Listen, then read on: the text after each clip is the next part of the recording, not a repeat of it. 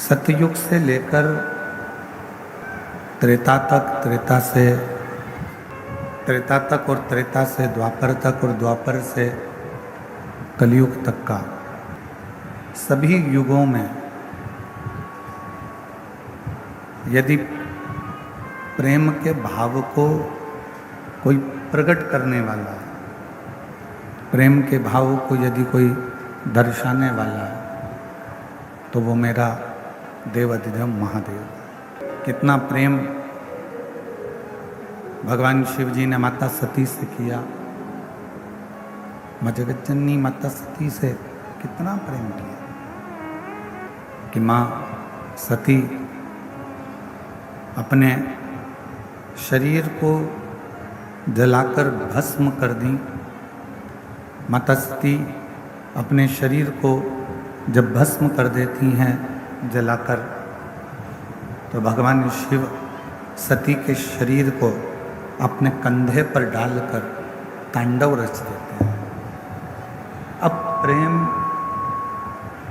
शिव का सती के प्रति है और उतना ही प्रेम माता सती का, उतना ही प्रेम माता सती का शिव जी के प्रति, भगवान शंकर के प्रति।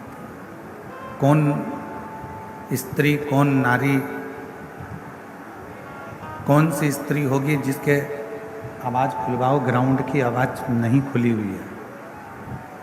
कौन स्त्री ऐसी होंगी जो अपने पति का सम्मान नहीं हुआ, पति का आदर नहीं हुआ, पति का सत्कार नहीं हुआ और अपने पिता के घर में अपने प्राणों को त्याग देती है? कौन स्त्री होगी? एक केवल माँ जगत जननी माता सती, एक माता सती जो अपने पति का, भगवान देवाधिदेव महादेव का अपमान सह नहीं पाई। और प्रेम जब बढ़ता है, प्रेम की जब सीमा अंत की ओर जाती है, उस समय पर जिससे आप प्रेम करते हो, जिससे आप स्नेह करते हो, उसका अपमान आप सह नहीं सकते, उसका अपमान आप सह नहीं पाते। प्रेम पूर्ण विराम की ओर जब जाए तो जिससे स्नेह होता है, जिससे प्रेम होता है, उसका अपमान सहन नहीं होता है, उसका अपमान सहा नहीं जाता है, उस अपमान को हम सह नहीं सकते। कितना सुंदर एक प्रसंग है कि जबरदस्ती किसी को मंदिर नहीं ले जाया जा सकता,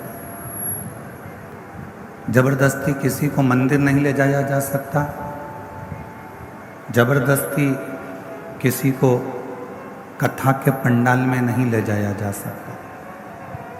बोलो सही है कि गलत है? आप किसी को बहुत प्रेशर दोगे कि नहीं तुमको मंदिर जाना ही पड़ेगा, मंदिर जाना ही पड़ेगा, मंदिर जाना ही पड़ेगा, ऐसा नहीं है कि वो मंदिर जाए। जबरदस्ती किसी को मंदिर नहीं ले जाया जा सकता, जबरदस्ती किसी को कथा के पंडाल तक नहीं ले जाया जा सकता, जबरदस्ती किसी को कथा नहीं सुनाया जा सकता। ये काम जबरदस्ती के नहीं है। और प्रेम, स्नेह, ये भी जबरदस्ती नहीं हो सकता। ना कथा के पंडाल में आप किसी को आप कितना भी प्रयास कर लो, आप अपने पति को कहा तुम्हें कथा में चलना ही पड़ेगा, चलना ही पड़ेगा, चलना ही पड़ेगा, आखिरी में मालूम पड़ा उस बात के पीछे विवाद हो गया। पति ने पत्नी से कहा कि तुम्हें कथा में चलना ही पड़ेगा, चलना ही पड़ेगा, उतने में विवाद खड़ा हो। पत्नी ने पति से कहा कि तुम्हें मंदिर जाना ही पड़ेगा, मंदिर चलना ही पड़ेगा, मंदिर चलना ही पड़ेगा, मालूम पड़े विवाद खड़ा हो। तो जबरदस्ती ना कथा के पंडाल में पहुंच सकते हो, जबरदस्ती ना आप मंदिर पहुंच सकते हो, जबरदस्ती ना आप कथा सुन सकते हो। ये तो अपने भीतर की मस्ती होती है, ये तो अपने भीतर का एक आनंद होता है, अपने भीतर की एक अलमस्ती होती है। और उसी भीतर की मस्ती में, उसी ही भीतर की अलमस्ती में हम भगवान शिव का गुणगान कर बैठते हैं। उसी भीतर की परमात्मा की अलमस्ती में हम भगवान की कथा में जा बैठते हैं, उसी भीतर की अलमस्ती में हम भगवान का स्मरण कर बैठते हैं। और जब हम भगवान का भजन शिव की मस्ती में, शंकर की मस्ती में, भजन की मस्ती में, भगवान की करुणा की मस्ती में, जब हम शिव के भजन की मस्ती में डूबने लगते हैं, तब हमारा शंकर एक काम करता है कि हमको वो हस्ती बना देता है जो दुनिया में कोई एक दो ही हो पाते हैं। ये शिव की मस्ती का आनंद है, ये भगवान शंकर की अविरल मस्ती का आनंद है। कुछ भगवान शंकर निश्चित कर रहे हैं। 3 चीजें हैं। पहले नंबर पर है शिक्षा, और वो शिक्षा जिसको हम अच्छे स्कूल में, अच्छे कॉलेज में, अच्छे गुरु के पास, अच्छे टीचर के पास पहुंचकर ग्रहण करते हैं। और वो शिक्षा हमको जीने का तरीका सिखाती है। वो शिक्षा आपको एक अच्छी कुर्सी तक भी पहुंचा सकती है, वो शिक्षा आपको एक अच्छे पद तक पहुंचा सकती है। फिर दूसरे नंबर पर है धन, पैसा। पैसा आपको गाड़ी भी दिला सकता है, बंगला भी दिला सकता है, जमीन भी दिला सकता है, आपको प्रतिष्ठित भी बना सकता है, वैभवपति भी बना सकता है। और तीसरे नंबर पर है संस्कार। शिक्षा, धन और संस्कार। संस्कार यदि आपके जीवन में है, श्रेष्ठ संस्कार यदि आपकी जिंदगी में है, तो आपने जो शिक्षा ग्रहण करी है, आपके पास में जो धन आया है, संपदा आई है, जो शिक्षा आई है, आपके भीतर का संस्कार, आपको शिक्षा और धन के साथ में यदि संस्कार का मिश्रण हो जाता है, तो आप जगत के वो स्त्री, वो पुरुष बन जाते हो जो जीते जी तो पुजाते ही हो, मरने के बाद भी पुजाते हो। संस्कार का पुट उस शिक्षा में, संस्कार का पुट उस धन में हमको और आपको एक ऊर्जा प्रदान करता है, एक बल प्रदान करता है। कल कथा में कहा था, और हम फिर निवेदन करेंगे आपसे, आपकी जिंदगी में एक बात हमेशा उतार कर रखना। किसी को आप 1 रुपये दान नहीं कर सकते, बिल्कुल मत करो। किसी को आप अठन्नी नहीं दे सकते, बिल्कुल मत दो। इस व्यासपीठ से हम कर रहे हैं, और एक बार नहीं, हम पहले भी कह चुके। आप किसी को अठन्नी मत दीजिए, 1 रुपया मत दीजिए। आप एक काम करो, अपने घर को, बच्चों को अच्छी शिक्षा दीजिए, और घर के बच्चों को शिक्षा अच्छी दे रहे हो तो फिर उसके साथ एक काम करो, अपने परिवार में कोई पढ़ने का, कोई विद्या अध्ययन करना चाहता है और उसके पास में पढ़ने के लिए पैसा नहीं है, तो उसकी पढ़ाई की, उसकी शिक्षा का पैसा आप दीजिए। और अगर घर में भी अगर बच्चे अच्छे पढ़ रहे हैं और पैसा है, तो पड़ोस में देखो कि कोई शिक्षा अध्ययन करने वाला हो और उसके पास धन नहीं है, तो उसकी शिक्षा का खर्चा आप उठाइए।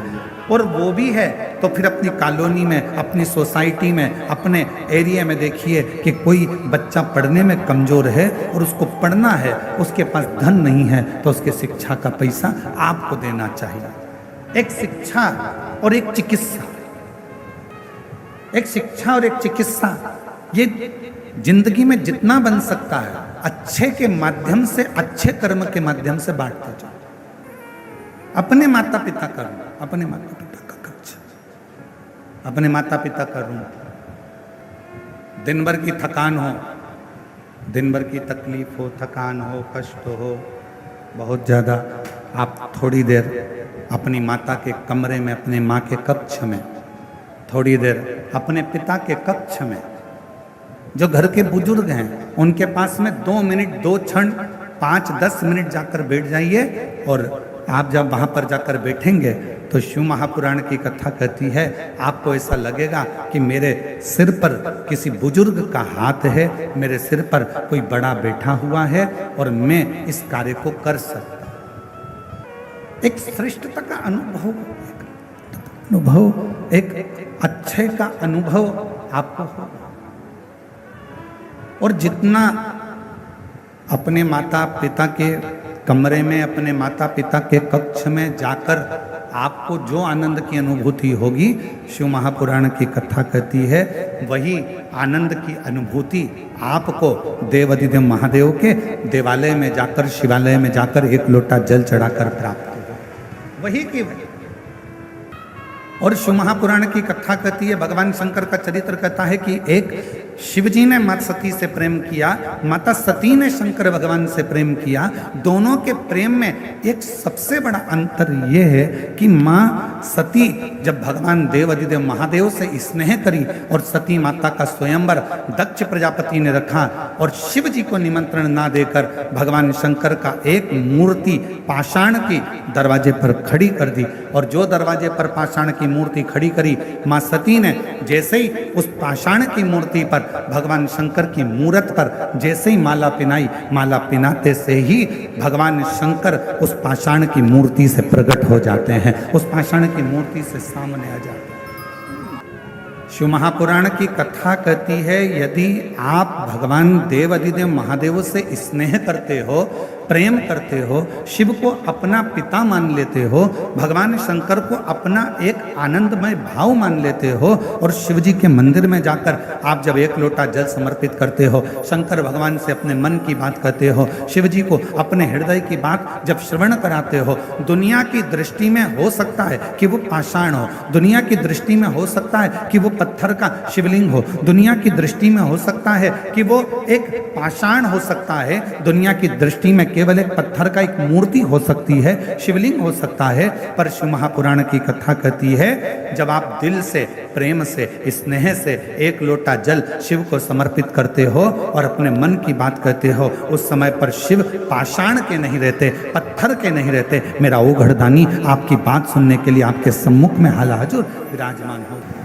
जो सर्प मंथन के समय पर प्रयोग में लिया गया, प्रयोग में उस सर्प को लिया गया, उसका शरीर पूरा की पूरा घिस गया था, बीच बीच में वो शरीर पूरा रक्त से सराबोर हो गया था। वो सर्प अमृत देवताओं ने ले लिया और विष शिव जी के पास आ गया, और वो सर्प जो शरीर से बिल्कुल बेकार सा हो गया था, जिसका शरीर पूरा घायल हो गया था, जिसका शरीर किसी काम का नहीं बचा था, वो सर्प आखिरी में भगवान शंकर को दया आई और शिव जी को लगा कि देवताओं ने तो अमृत प्राप्त कर लिया, मुझे विष मिल गया, पर ये सर्प को कुछ भी नहीं मिला जिसने वो मंथन किया।